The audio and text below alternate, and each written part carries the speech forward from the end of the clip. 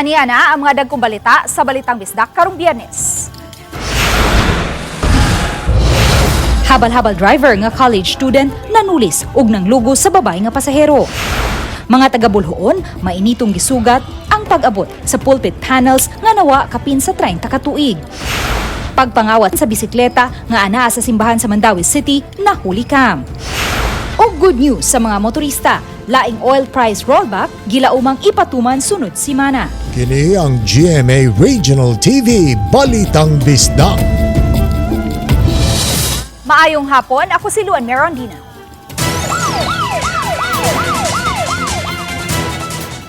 Babaeng pasahero sa usa ka ride-hailing service gitulis og gi-rape sa driver sa usa ka hilit nga lugar sa SRP Cebu City.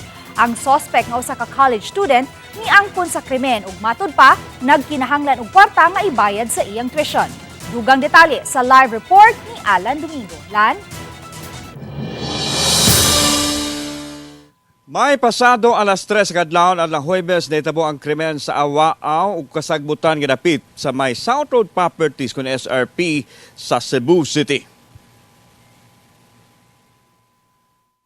Gisaysay sa 21 anyos nga biktima si Eva, dili tinuod nga ngalan ang gibuhat kaniya sa suspect. Matod sa biktima nga usa ka therapist, padung na siya mopauli siyang panimay sa Talisay City. Nisakay siya sa usa ka ride-hailing motor taxi nga gituhaan niya nga iyahang nabuk. Apan ulahin na, dihang iyang nasayran nga dili mao nga motor ang iyahang nasakyan. Dihang nakamatikod ang driver, mihunong kini sa usa ka Awaaw nga lugar sa may SRP sa pasangil nga mangihi siya. Dinhing tungura, dali nga gikuhaan sa biktima og picture ang plate number sa motor o gipadala sa inahan. Pagbalik sa suspect, dinhi namatod pa siya gitiunan og screwdriver, dayon abli siyang bag o gikuha ang iyang cellphone o kwarta. Ambi mo pa sa cellphone, ambi mo Gcash. Nahabang mo, nakuha siya nga ako ng nadagang truck ba? Nadagang truck na nga yun siya. Agto tadapit, pero basta kay Japon ko. Tungod sa kahadlok, nagpakiluoy ang biktima nga dili siya patyon. Dining tungura namatod pa siya gi-rape sa suspect. Nagkurog-kurog ako. Sige kayo na kuya, ihuli ko kuya, ihuli lang ko, buhi. Buhatong tanan. May alas siya nga, mo buhatong tanan? Ya, ako buhatong tanan. Kuya lang ko kaya. Ihuli lang ko buhi. Tungod sa imong kahadlok, imo na isa na istorya.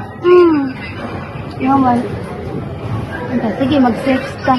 Dinhi sa Awaaw og kasagbutan nga dapit sa South Road Property sa Dakbayan sa Sugbo gidalas sa suspect ang biktima. Dinhi gikuha ang iyang mga personal belongings, di pa igo. Gipanamastamasan pa sa suspect ang pagkababay sa biktima.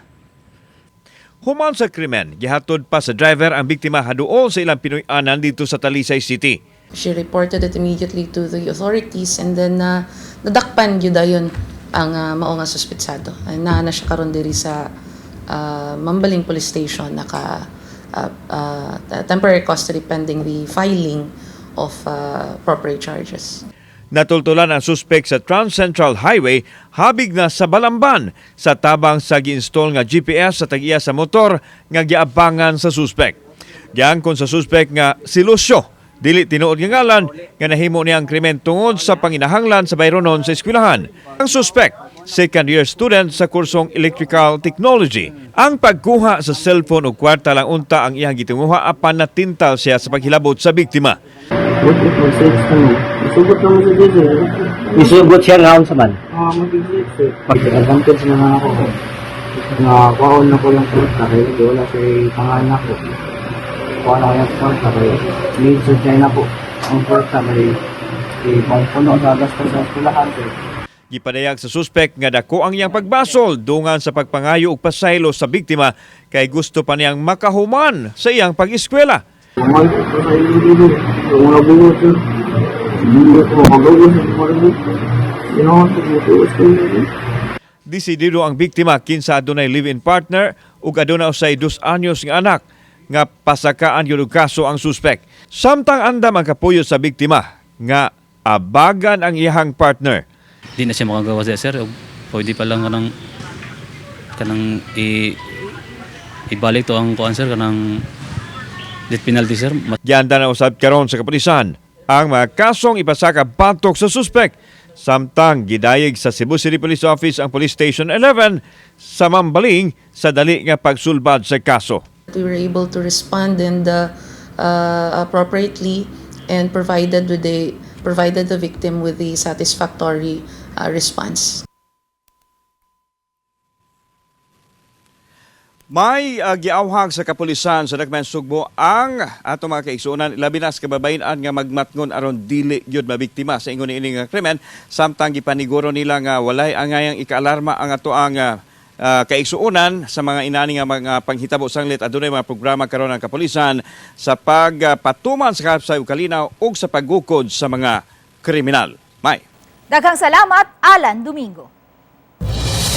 Human sa kapin 30 katuig dihang katapusang nakitaan, nahatud na pagbalik ang upat ka mga pulpit panels sa Buluon, Cebu kaganihang buntag. Ang detalye ni Nico Sereno.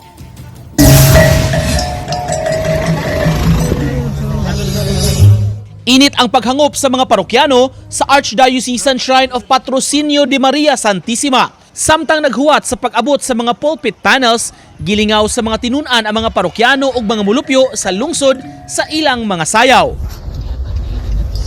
Human sugata ang convoy nga nagdala sa upat ka mga pulpit panels gikan sa Cebu City, gihimo ang prosesyon sa mga pulpit panels paingon sa atubangan sa altar sa simbahan. Human madawat ang pulpit panels sa mga pari, gihimo ang misa nga gisaulog ni Monsignor Arthur Navales, ang team moderator sa Archdiocesan Shrine of Patrocinio de Maria. Sa pakighinabi sa GMA RTV Balitang Bisdak, gipahibaw ni Father Brian Brigoli, chairman sa Cebu Archdiocesan Commission of the Cultural Heritage of the Church, nga sugdan pagtaod ang mga panels karong Marso 19 ug 20.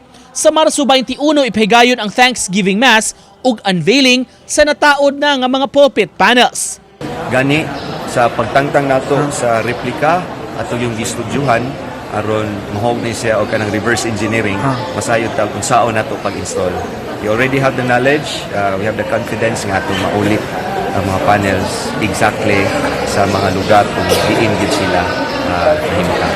Samtang gipahibaw ni Attorney Maria Cecilia Tirol, Director for Visayas sa National Museum of the Philippines, human nila matugyan ang upat ka mga pulpit panels, obligasyon na sa parokya ug sa simbahan ang pagsiguro nga ma-preserve kini. Migasto ang National Museum og tunga sa milyon ka pesos aron ma-restore ang mga panels. The whole complex man is under the protection of the government.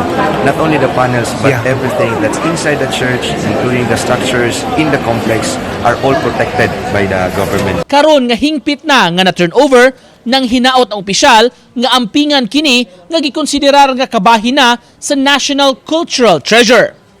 Ang simbahan sa Bolhoon gideklara isip usa ka National Historical Landmark sa National Historical Institute sa tuig 1999 ug nalakip usab sa talaan sa National Museum of the Philippines ni atong 2001 isip usa ka National Cultural Treasure. Nico Sereno, Balitang Bisdak. Human sa kapin usa ka buwan, naugkat na ang lawas sa 80 anyos nga babae sa Dumanhog. Kinsa napalgang putol na ang gawas sa iyang panimay niadtong Pebrero 1, dihang nakitaan sa kabanay ang iyang lawas nga inanay ng nadugta. Sa pasiunang investigasyon sa kapulisan, ilang gitataw nga way foul play ang kamatayon sa tigwang. Butang nga wala mauyuni sa kabanay sa tigwang nga si Miguel Labarino. Hinungdan nga nagpatabang sila sa NBI-7 aron pagsuta kung unsay tinud-anay nga hinungdan sa kamatayon ni ini. Kagahapon, gi-exhume sa taga-NBI-7 kauban ang forensic expert gikan sa Manila ang patayng lawas sa tigwang nga gilubong sa lungsod sa Ronda. Gihimo na ang pag-eksamin sa lawas ug gipaabot nga mapagawas ang resulta sa ilang investigasyon. Good news alang sa ato mga kapusong motorista. Gipahibaw sa Department of Energy kon DOE nga laing rollback na usab sa presyo sa mga produktong petrolyo ang gilauman nga ipatuman sunod semana. Muos o sa 10 sentimos ngadto sa 40 sentimos ang presyo sa matag litro sa gasolina, samtang 20 sentimos ngadto sa 60 sentimos ang pagkunhod sa matag litro sa diesel ug 30 sentimos ngadto sa 60 sentimos usab sa kerosene. Adunay mga kompanya sa lana sugod nga mopatuman sa pag-uso sa presyo sa produktong petrolyo sa alas 6 sa buntag sunod semana. Matud ni DOE OIMB Assistant Director Rodela Romero, usa sa rason sa pag-uso sa presyo sa produktong petrolyo mao ang kalambuan karon sa Ukraine-Russia ceasefire deal. Kini ang GMA Regional TV Balitang Bisdak.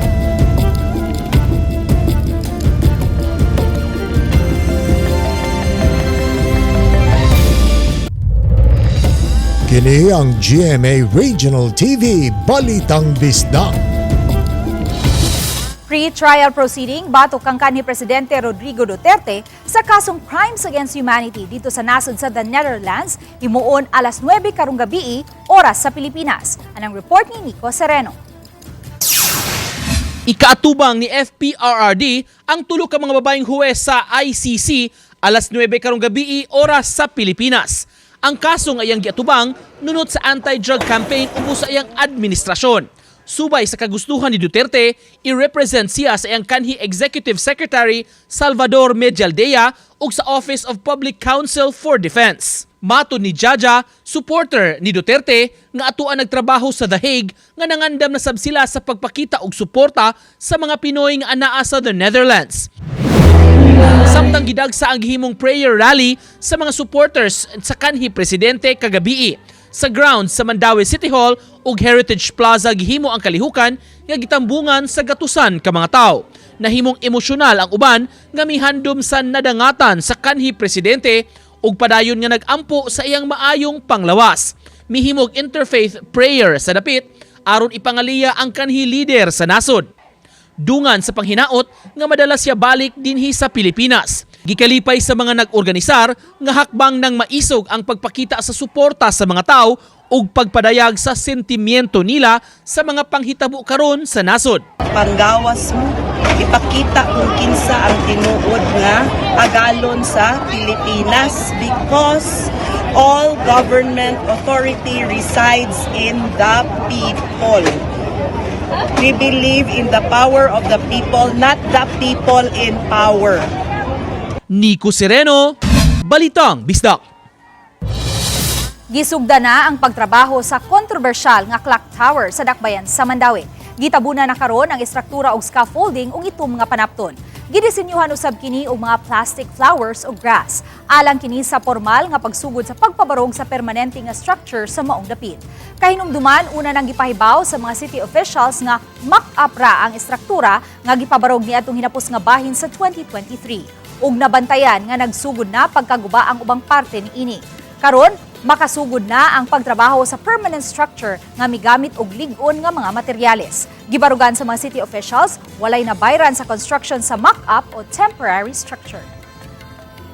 No cost to siya kay karon pa man nato good ki last year pa na nato siya gibit out so kato siyang pagputang kato sa mock-up structure gid ko siya. Wato siya gibayad pa ang city ato. Huwag mo kita nagasto pag yun, anak. No? To be clear about it, that was just a mock-up given by our architect, no? And also our kanang prospective contractor nga ipagipakita na good nila good how it will look like. Traffic enforcer sa lungsod sa Dumanhog nagbansay sa Talisay City. Kini og ban pa sa report ni Femari Dumabo. Karong adlaw pormal nga nahuman ang tulo ka adlaw nga training seminar nga gihimo sa taga City Toda. Moabot sa 50 ka mga traffic enforcers sa lungsod sa Dumanhog, laki pa ang pipila ka mga barangay officials ang gipaubo sa training seminar sa traffic laws ubo sa Republic Act 4136. Matod sa hepe sa City Toda, gihimo ang pagbansay-bansay subay sa hangyo si LGU sa Dumanhog ngadto sa Talisay City LGU. Pipila ka mga barangay tanods nga anaa along the road. Doon na po tayo pipila ka mga barangay official, unya gani doon na po tayo pipila ka mga sakop sa PNP nga nag-refresher lang niatong higayuna about sa traffic laws. Midugang si Tumula nga dako ang ikatabang sa maong training sa parihong pagpatuman sa traffic rules sa mga syudad ug lungsod sa Sugbo. Usa sa gitudlo ang sakto nga proseso sa pagdakop. Unsay dapat buhaton, unsay unahon pag-check kung adunay parahon sa karsada. Lakip sa gipaambit sa mga taga City Toda ang insaktong pamatasan sa usa ka enforcer sa pag-approach sa mga sitahon ug dakpunon. Agi lang sad ni og tabang sa atong mga silingan nga mga lungsod aron ma-uniform ang ato ang pag-implementar sa daan unya pag-professionalize pod sa mga lihok sa atong mga traffic enforcer. Sa niaging tuig, una nang gipaubos sa training sa City Toda ang mga traffic enforcer sa lungsod sa San Fernando. Isunod usab sa City Toda ang mga hangyo ug gikan sa mga LGU sa Northern Cebu. Uban ni Cleofer Lumaya Gogrod Prado, Femery Dumabok. Balitang Bisdak. Kini ang GMA Regional TV Balitang Bisdak.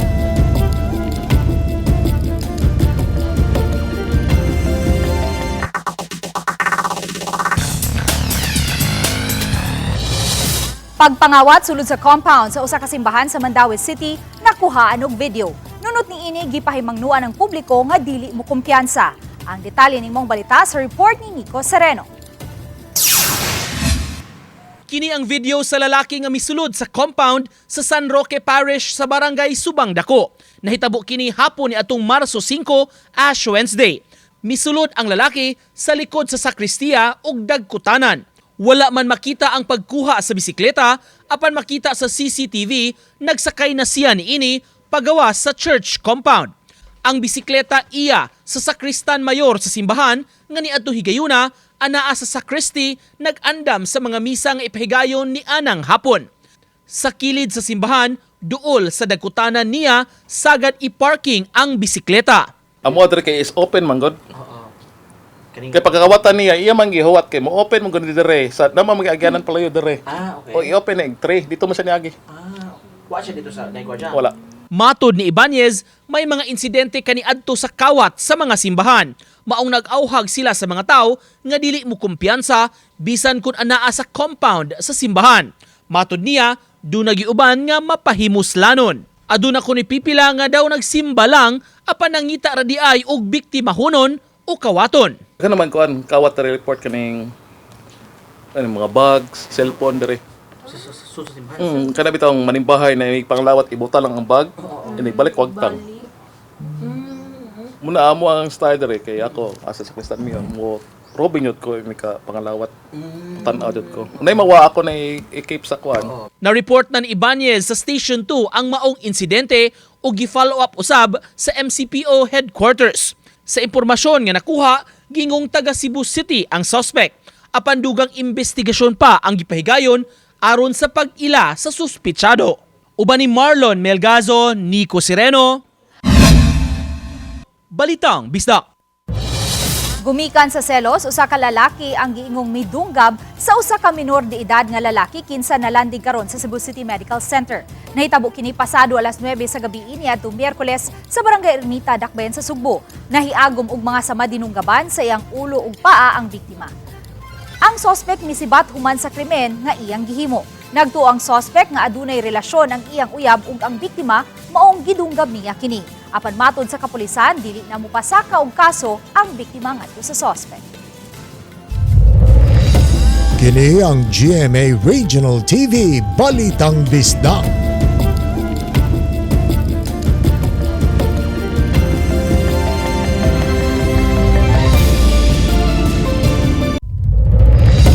Kini ang GMA Regional TV Balitang Bisdak. Nahimong sentro ang mga bugat nga suliran o gahom sa Gen Z voters sa umaabot nga piniliay atol sa Metro Manila Leg sa GMA Masterclass Election 2025 Dapat Totoo Series. Ang report ni Mark Reggie Abella. Mga mahinungdanong issue ug hagit sa umaabot eleksyon ang nahimong sentro nga gipaambit sa mga kapuso personalities at tubangan sa mga estudyante gikan sa 17 ka universidad ug kolehiyo sa NCR sa katapusang hugna sa GMA Masterclass Election 2025 Dapat Totoo Series sa NCR Leg.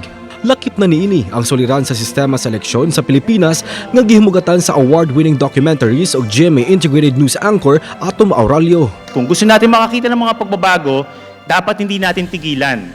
Huwag tayong umasa sa eleksyon lamang, kundi araw-araw i-exercise natin ang ating karapatan bilang mga mamamayang Pilipino at ipaglaban natin ang mga pagbabago na gusto nating makita.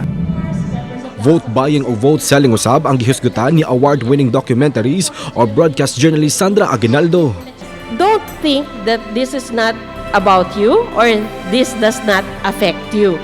You have to vote wisely and help protect your votes because at the end of the day, kinabukasan nyo yung nakataya dito.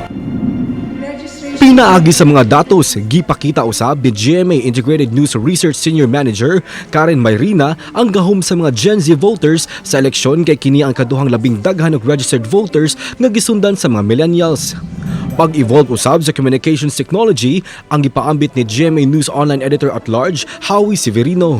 I want to encourage everybody here to have a documentation state of mind. Because when you document something, you are creating resibo. You are creating evidence. Ug sa katapusang hugna sa NCR leg sa GMA Masterclass Election 2025 Dapat Totoo Series, gipasalamatan ang mga tunghaan nga misalmot sa dakong kalihukan. Ang kabataan, ang pag-asa ng bayan. We are hopeful you will try to live up to His words, just as we are hopeful you will join us in upholding an honest and truthful election, and further join us in our fight against misinformation and disinformation. This event is an important venue for providing students with information, knowledge, and inspiration from leaders in various fields. Kauban si Clans Gabutin, Mark Regia Abella. Balitang Bisdak. Giimbestigahan na sa lungsod sa Liloan ang giingong insidente sa food poisoning nga nahitabo sa ilang lugar. Sugod sa Martes kagabi, gika-report kini sa pipila ka mga customers nga nakapalit og pagkaon sa usa ka food stall. Si Mayor Alju Frasco daling mipatawag sa taga-Municipal Health Office ug Social Welfare Office aron maka-assister sa mga nabiktima niini. Kahinumduman may mga nagreklamo human makakaon sa gibaligyang sisig rice. Usa sa mga nakakaon niini na hospital human maglain gyud ang iyang tiyan. Napalit niya ang maong meal sa tag 50 pesos. Misaad ang LGU nga mohimong aksyon kabahin sa insidente. Wala pa gipagawas nga initial report kung ang gitumbok nga rice mix ang hinungdan sa gibadabanang 15 ka mga individual nga nahilo. Programa aron sa pagtabang sa mga persons deprived of liberty ma-avail na unya sa mga napriso sa Mandawi City Jail Female Dormitory. Ang programa gilusad sa Integrated Bar of the Philippines ug Cebu Lady Lawyers Association Consela. Ubos niini muabag ang mga abogado sa mga PDL aron makahatag og serbisyo kanila ug mapadali ang pagpagawas sa prisuhan. Tumong sa programa nga maluag-luagan ang mga prisuhan. Usa sa aspeto sa programa ang paghatag og training sa mga PDL aron mamahimong paralegal. Pinaagi niini matudluan sila sa filing o pag-andam sa mga dokumento sa ilang kaso. Kini aron matabangan ang mga abogado nga mopresentar unya kanila. Aduna say mga hinabang sama sa hygiene kits ug mga eyeglass nga gipanghatag kanila. Una nang napatuman ang humanity behind bars sa Cebu City Male Dorm ug Female Dorm ug sa Mandawi City Male Dormitory. Eklan Bilislaya through a PDL data management system na ako asang gi-develop. And that we applied in the Cebu City Jail, male dormitory, female dormitory, and annex. Unsaon pag-file sa ilang case, unsaon pagpangita sa depensa sa ilang kaso. Mo na igagawas ani nila mas may panis abogado. Kay they will really compile all their cases and when they will give it to the lawyer, kaming mga lawyers mubasa na lang and we can defend them immediately. Cebu City Police Office mihatag og katin-awan kabahin sa nanggawas nga huhungihong nga adunay mga pulis nga nangluwat sa ilang katungdanan subay sa pagkaaresto ni kanhi Presidente Rodrigo Duterte. Ang report ni Alan Domingo. Balik sa normal na ang alert status sa kapulisan, apil na ang Cebu City Police Office. Giisa ang heightened alert atol sa pag-aresto kang kanhi Presidente Rodrigo Duterte sa ICC o gidala na sa The Hague sa Netherlands. Suma ni Police Lieutenant Colonel Maria Teresa Makatangay, malinaw ng dakbayan sa Sugbo apan padayon gihapong alerto ang kapulisan sa pagmonitor sa kalihukan sa mga nagsuporta sa kanhi Presidente. We are always on alert and we are always monitoring activities, our environment activities of those who were affected by that incident. And if ever there are such activities that are to be held and are to be made, the Cebu City Police Office is prepared, no? Samtang giklaro ni Makatangay nga way basihan ang giingong adunay mga pulis ang nang-resign sa katungdanan subay sa nahitabo sa kanhi Presidente. Nagpabiling matinud-anon ang kapulisan sa dakbayan sa Sugbo sa ilahang gipanumpaang trabaho. Speaking only for Cebu City Police Office, we have not monitored, no, nor based on our records we've checked, wala may any movement or any act from our personnel who resigned or intending to resign, or any nga nagplano nga mo resign because of the recent incidents dito sa Kauluhan. Kauban si Clover Lumayag, ako si Alan Domingo. Balitang Bisdak. Talisay City Police Station aduna nay bag-ong hepe. Humansa na po kabuan sukad sa paglingkod isip hepe sa kapulisan sa dakbayan sa Talisay, si Police Lieutenant Colonel Ipriam Paguyod na namilit na sa iyang mga sakop ug mga katawhan sa Talisay. Kini human migawas ang kamanduan gikan sa uluhan nilang buhatan. Nagpasalamat si Paguyod sa nagkalain-laing buhatan sa Talisay nga mitabang kaniya sa pagpakigbatok sa kriminalidad ug pagpabilin sa kahapsay ug kalinaw sa dakbayan. Si Police Lieutenant Colonel Myla Maramag ang mukulip kang Paguyod. Si Maramag usa-usab ka abogada nga kanhi opisyal sa Cebu City Police Office. Nihimo na siyang courtesy call si Maramag ngadto ni Mayor Gerald Anthony Samsambulias.